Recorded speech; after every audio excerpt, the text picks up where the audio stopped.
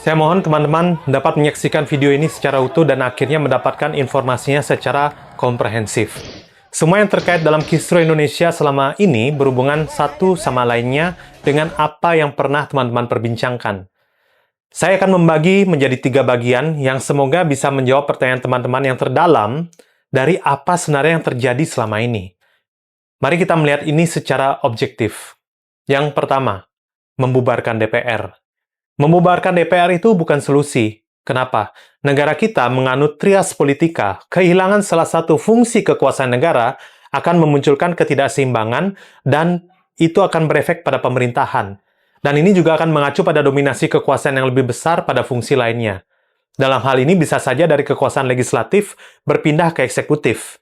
Kenapa bukan yudikatif? Karena yudikatif tidak bisa berjalan tanpa adanya kerangka hukum yang baru, sementara fungsi legislasi itu lumpuh. Dalam skenario di hari ini, pada kondisi demonstrasi yang terjadi selama beberapa hari ini, suara untuk pembubaran DPR akan menjadi legitimasi untuk melaksanakan yang namanya darurat militer. Karena jika eksekutif atau kata lainnya presiden memiliki kuasa berlebih atas ketiadaan legislatif, maka Konstitusi Indonesia melalui pasal 12 Undang-Undang Dasar 45 memberikan kewenangan pada presiden untuk menetapkan keadaan yang bahaya. Hal ini dapat dilakukan atas alasan menjaga stabilitas negara. Dan jika ini terjadi, tentu hasilnya akan buruk sekali. Beberapa hal yang mampu memicu kondisi darurat militer berdasarkan Undang-Undang Nomor 23 Tahun 59 tentang penetapan keadaan bahaya salah satunya adalah ancaman nyata terhadap keamanan atau ketertiban hukum yang tidak bisa diatasi dengan cara biasa, pemberontakan hingga kerusuhan yang membahayakan persatuan dan keselamatan negara. Jika sebuah demonstrasi anarkis terjadi berhari-hari dan secara simultan, ini bisa menjadi alasan terkuat dalam menjadikan kondisi darurat militer ini nyata. Di sini kira-kira teman-teman mungkin sudah paham. Kenapa dalam beberapa aksi demonstrasi belakangan banyak hal ganjil terjadi seperti aksi yang dilakukan setelah jam 6 sore dan tidak pada tempat yang tepat. Seperti di Bali, masa aksi berpindah dari depan Polda Bali terkait penyampaian aspirasi kematian ojol menjadi ke area Renon dengan pembakaran ban hingga besok subuhnya. Relevansinya apa melakukan aksi di Renon pada hari Sabtu dan Minggu? Belum lagi ajakan-ajakan aksi dalam poster yang begitu jelek desainnya tanpa informasi berimbang dengan minimal lembaga yang menaungi aksi tersebut. Bahkan sampai mencatut nama lembaga agar gerakan ini berasal dari masyarakat. Kalau sudah begini, apakah semua aksi termasuk aksi yang disengaja untuk membuat chaos? Jawabannya tentu tidak. Banyak aksi organik yang datang dari masyarakat kepada masyarakat.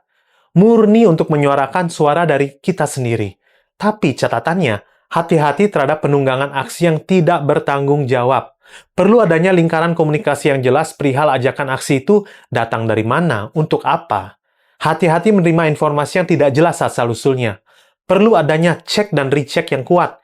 Kita semua kecewa dengan kinerja anggota dewan selama ini. Namun jangan sampai perjuangan kita dalam menyampaikan kekecewaan ini justru berbalik menjadi bumerang bagi kita karena adanya agenda lain yang menunggangi gerakan murni ini.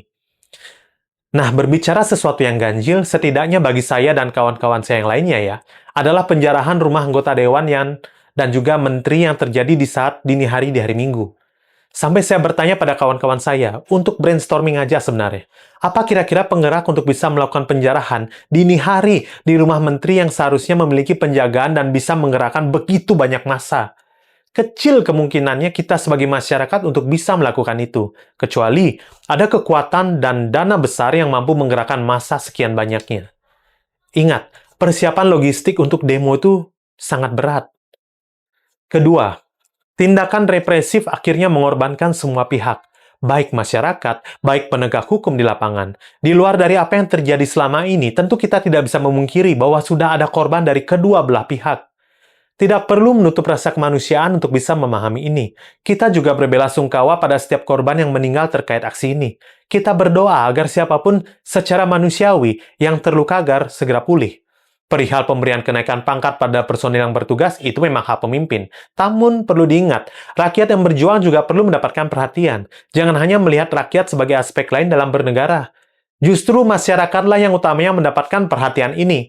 Karena dalam demokrasi, Vox Populi, Vox Dei, suara rakyatlah suara Tuhan. Pemerintah wajib, sekali lagi, wajib hadir untuk mengakomodir suara rakyat yang terbentang dari Sabang sampai Merauke ini. Tindakan represif yang justru muncul dari para aparat yang secara tidak langsung melukai masyarakat dan rekan aparatnya sendiri, itu yang harus kita lawan. Konvensi Jenewa dan protokol tambahan serta hukum humaniter internasional secara jelas menyatakan bahwa medis, jurnalis, pekerja media, warga sipil khususnya perempuan dan anak-anak dilindungi dalam hukum internasional. Tidak hanya itu, objek yang tidak boleh diserang seperti sekolah, tempat ibadah, infrastruktur publik vital merupakan fasilitas sipil yang dilindungi. Di Indonesia juga sudah tertera dalam undang-undangnya. Jika terjadi penangkapan tanpa surat penangkapan atau penangkapan secara sewenang-wenang, perampasan handphone dan alat rekam, penyerbuan ke infrastruktur maupun objek vital hingga melemparkan gas air mata, melukai dan membuat eskalasi secara sengaja, maka itu semua merupakan tindakan yang berlawanan dengan aturan dan undang-undang. Ini yang harus kita fokuskan bersama agar tidak terjadi. Karena hak bersuara, termasuk menyuarakan melalui demonstrasi itu dilindungi negara ini. Pasal 28E ayat 2 dan 3, Pasal 28F tahun 45, Undang-Undang nomor 39 tahun 99, Undang-Undang nomor 9 tahun 98, Undang-Undang nomor 40 tahun 99, dan Undang-Undang nomor 11 tahun 2008 yang semuanya mengisyaratkan hal yang sama. Setiap warga negara berhak memperoleh informasi secara merdeka dan berhak untuk menyampaikan pendapatnya dengan bebas. Tapi melihat pembatasan sosial media, kegiatan live, pemberangusan media arus utama, hingga kegiatan represif seperti tidak boleh mendokumentasikan yang sedang terjadi di ruang publik dalam demonstrasi beberapa saat yang lalu, itu jelas melanggar undang-undang. Ingat, jelas melanggar aturan yang sudah tertulis dengan jelas dalam undang-undang. Ketiga, fokus penyampaian aspirasi kita jelas. 17+8 tuntutan rakyat, transparansi, reformasi, dan empati. Koalisi Rakyat meminta agar 17 tuntutan segera dipenuhi hingga 5 September tahun ini, dan 8 tuntutan lainnya diselesaikan dalam setahun. Tuntutan-tuntutan rakyat ini merupakan representasi dari kehidupan ideal bermasyarakat yang diinginkan oleh warga. Di sana bahkan tidak diucapkan, bubarkan DPR, namun justru bersihkan dan reformasi besar-besaran DPR.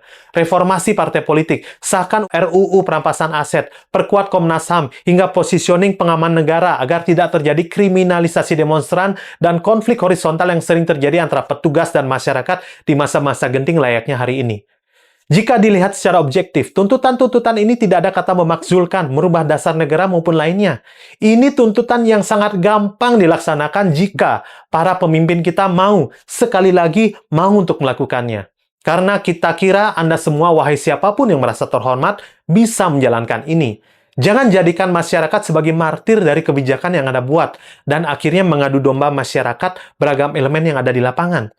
Baik itu polisi, TNI, karyawan, ojol, mahasiswa, guru, siswa, pedagang, petani, nelayan, dan berbagai profesi lainnya adalah 100% rakyat. Jangan mau kita diadu domba untuk agenda segelintir pihak. Fokus pada tuntutan yang jelas, suarakan dengan cara Anda masing-masing. Jangan mau dipaksa ketika akses informasi Anda dibatasi karena hak Anda mendapatkan informasi itu dilindungi oleh undang-undang.